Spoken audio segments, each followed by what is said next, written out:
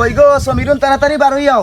যে স্যার হক্কা তোমার জামাইর নাম লেখা লাগবো, জামাইর নাম তাড়াতাড়ি কও, আমার সময় নাই, আমি যাইতাম গিয়া।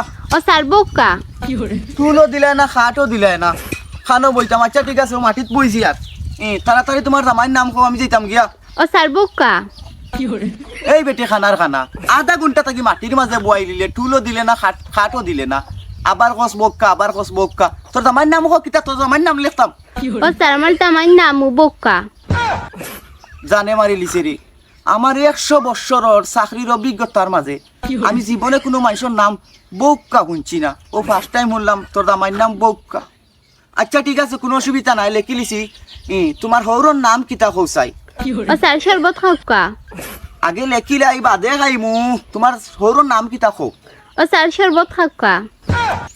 কিবান শরবত গুলিয়া তোর নাকে দিয়ে ঢুকাই দিম। তোর হৌরর নাম কো, তোর শরবত খাইতাম নাই আমি। ও স্যার আমার হৌরর নাম হইল শরবত হক্কা।